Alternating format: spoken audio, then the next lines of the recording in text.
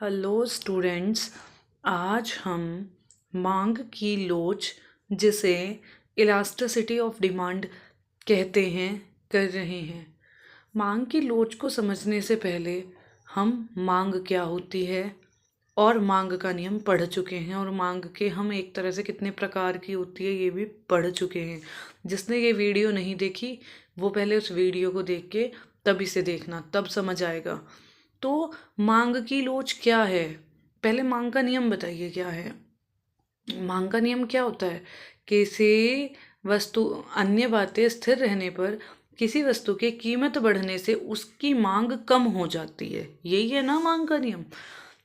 अन्य बातें समान रहने पर किसी वस्तु की कीमत बढ़ने पर मांग क्या हो जाती है? कम हो जाती है। क्या ये बताया इस नियम ने कितनी कम होती है? नहीं बताया ना। इसीलिए ये क्या है? ये गुणात्मक तथ्य है। ठीक है, मांग का नियम क्या है? गुणात्मक तथ्य है। और मांग की लोच क्या है? परिमाणात्मक तथ्य है। मतलब कीमत के चेंज होने पर मांग कितनी चेंज होती है ना। कीमत के बढ़ने पर या कीमत के घटने पर मांग कितनी घटती या बढ़ती है, ये कौन बताता है हमें? ये मांग की लोच बताती है। यानी कि मांग की लोच क्या है? परिमाणात्मक तथ्य है। ठीक है, मांग का नियम गुणात्मक तथ्य है, जबकि मांग की लोच परिमाणात्मक तथ्य है। देखिए, प्रोफेसर डुली के अनुसार मांग की लोच की डेफिनेशन देख रहे हैं। मांग की लोच किसी वस्तु की कीमत, अन्य वस्तुओं की कीमत तथा उपभोक्ता की आय में होने वाले परिवर्तन का उस वस्तु की मांगी गई मात्रा में होने वाली प्रतिक्रियात्मकता को मापती है। मतलब मांग की लोच क्या है? किसी वस्तु की मात्रा पर जिन तत्वों का प्रभाव पड़ सकता है ना। किस किस का पड़ सकता है? सबसे पहले तो उस वस्तु की कीमत का पड़ सकता है, अन्य वस्तुओं की कीमत का पड़ सकता है, उपभोक्ता की आय का पड़ सकता है।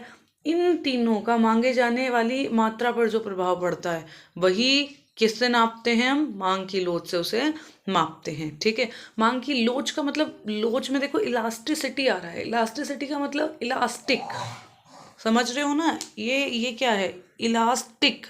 इलास्टिक का मतलब, इलास्टिक तो सभी ने देखी है, घट जाती है बढ़ जाती है, लोअर में होती है, कई सारी जींसों में होती है ना। वही कितना भी खींच लो कम हो जाती है।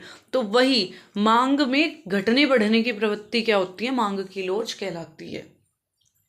इलास्टिसिटी ऑफ डिमांड का मतलब इलास्टिक, घटना बढ़ना।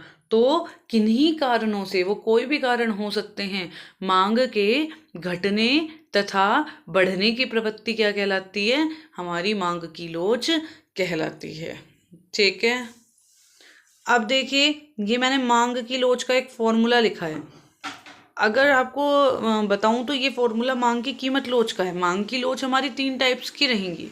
ठीक है, पहले ये फॉर्मूला समझ लेते हैं, फिर कीमत लोच का यही फॉर्मूला है। ठीक है, इलास्टिसिटी ऑफ डिमांड बराबर, ये श्रीमती जॉन रॉबिन्सन ने दिया है फॉर्मूला। इलास्टिसिटी ऑफ डिमांड बराबर मांग में आनुपातिक परिवर्तन बटे कीमत में आनुपातिक परिवर्तन। देखिए, नीचे आता है कोज, नीचे क्या आता है? कोज, कारण। ऊपर आता है इफेक्ट, प्रभाव। कारण क्या है? कीमत में चेंज होना। कारण क्या है? कीमत में चेंज होना, जिसका प्रभाव क्या पड़ा? मांग परिवर्तित हो गई है। ठीक है, तो कीमत में आनुपातिक परिवर्तन, और ऊपर क्या आएगा? मांग में आनुपातिक परिवर्तन। मांग क्या होती है? क्यू से डिनोट करते हैं हम। ठीक है, तो परिवर्तन का मतलब delta, delta Q upon Q multiply 100, मांग में आनुपातिक परिवर्तन हो गया। और delta P upon P multiply 100, कीमत में आनुपातिक परिवर्तन हो गया है। पी से वो 100 से 100 कैंसिल आउट, बचा क्या? Delta Q upon delta. देखो ये ऐसे बचा, delta Q upon delta P upon P, यही तो बचा। इस पी को, जो ये नीचे पी है, इस पूरी फ्रैक्शन को मैं ऊपर लेके जाती हूँ। अभी डिवाइड में मल्टीप्लाई में करूँगी तो उल्टी हो जाएगी। पी ऊपर चला जाएगा, डेल्टा पी नीचे आ जाएगा। तो डेल्टा डेल्टा वाले एक साइड लिख लिए, delta Q upon delta P multiply P upon Q. अब पूछो ये माइनस का निशान क्यों लगाया है? क्योंकि कीमत और जो हमारी मात्रा होती है, प्राइस और क्वांटिटी, मतलब कीमत और मात्रा में कैसा संबंध होता है? उल्टा। अगर कीमत बढ़ेगी तो मात्रा कम हो जाएगी, कीमत कम होगी तो मात्रा बढ़ जाएगी। इसलिए ये जो साइन है ये उल्टे संबंध को दर्शाता है, ऋणात्मक संबंध को दर्शाता है। अब देखो बच्चों, मांग की लोच के प्रकार। मांग की लोच 3 प्रकार की होती है। कीमत लोच, आय लोच, आड़ी लोच। मतलब मांग पर जिन जिन तत्वों के प्रभाव पड़ सकते हैं उनके आधार पर अगर हम बांट दें तो 3 ही प्रकार हो सकते हैं। पहली कीमत लोच, मतलब कीमत के बढ़ने पर या कीमत के घटने पर मांग पर क्या प्रभाव पड़ता है। ये किसके द्वारा नापते हैं हम? कीमत लोच के द्वारा। क्या? कीमत में परिवर्तन के द्वारा मांग पर कितना प्रभाव पड़ता है, यह किसके द्वारा नापते हैं हम? ये कीमत लोच के द्वारा नापते हैं। आय लोच, आय में परिवर्तन के द्वारा। भाई कई बार आय बढ़ जाती है, लोग ज़्यादा वस्तुएं खरीदने लगते हैं, आय कम हो जाती है, कम खरीदने लगते हैं। तो आय भी तो इम्पोर्टेंट फैक्टर है क्वांटिटी चेंज करने का। तो आय के घटने या बढ़ने पर जब मांग चेंज हो जाती है उसे क्या कहते हैं हम? उसे आय लोच कहते हैं। और नेक्स्ट क्या है? आड़ी लोच। जब संबंधित वस्तुओं की कीमत घट या बढ़ जाती है उससे किसी वस्तु की कीमत पर क्या प्रभाव पड़ता है, ये क्या होती है? आड़ी लोच। मतलब अगर चाय की दाम बढ़ जाए तो लोग संबंधित वस्तु क्या है? कॉफ़ी पीना पसंद करते हैं। तो चाय की कीमत बढ़ी पर कॉफ़ी की मांग बढ़ गई, है ना। तो ये किस में आएगा? ये आड़ी लोच में आएगा। आज हम कीमत लोच को ढंग से एक्सप्लेन करेंगे और नेक्स्ट वीडियो में आय लोच और उसके बाद आड़ी लोच, एक एक वीडियो में इन्हें आराम से एक्सप्लेन कर लेंगे। कीमत लोच क्या है? कीमत में आनुपातिक परिवर्तन और मांग में आनुपातिक परिवर्तन। मतलब कीमत में परिवर्तन होने से मांग में जो परिवर्तन होता है वही क्या कहलाता है? कीमत लोच कहलाता है। ठीक है, सिमिलर ये कीमत लोच का है। अब देखो, कीमत लोच के 5 प्रकार है। अगर कोई आपसे पूछे मांग की लोच कितने प्रकार की होती है, आप कहोगे 3 प्रकार की होती है जी। मांग की कीमत लोच, मांग की आय लोच, मांग की आड़ी लोच। ठीक है, अगर कोई आपसे कहता है मांग की लोच कितने प्रकार की होती है तो कितने की होती है? 3 प्रकार की। कीमत लोच, आय लोच, आड़ी लोच। लेकिन अगर कोई तुमसे पूछे कीमत लोच कितने प्रकार की है तो 5 प्रकार की। कौन कौन सी? पूर्णतः बेलोचदार मांग, पूर्णतः लोचदार मांग, इकाई लोचदार मांग और कम लोचदार मांग और अधिक लोचदार मांग। ठीक है, कौन कौन सी होती हैं?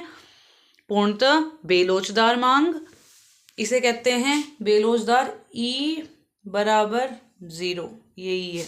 ई बराबर क्या है? यहाँ पे 0 है। बेलोचदार। लोचदार ई बराबर इन्फिनिटी, अनंत, अनंत है ना, परफेक्ट।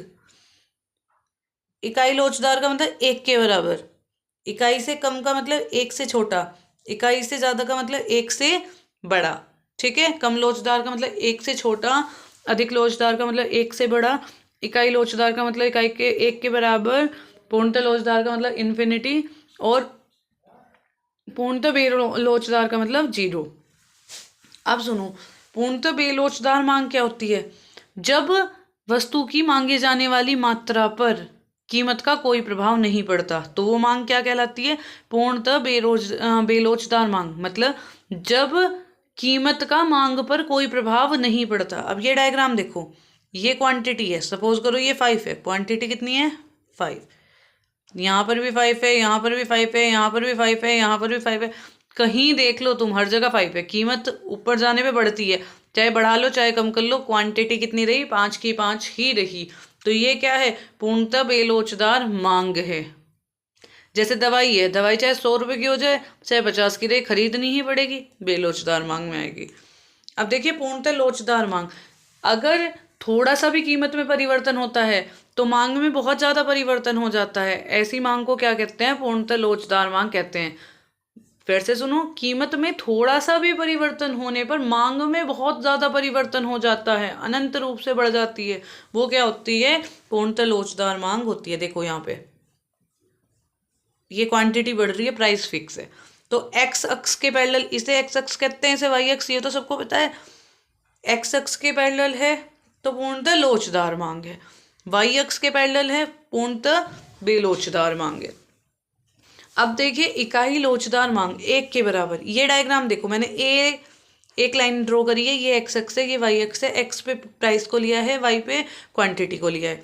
पहले मैंने ये पॉइंट ड्रॉ करा, ऐसे लाइन खींच ली, फिर बी पॉइंट लगाया, ऐसे लाइन खींच ली। ये वाला बॉक्स इस वाले बॉक्स के बराबर है।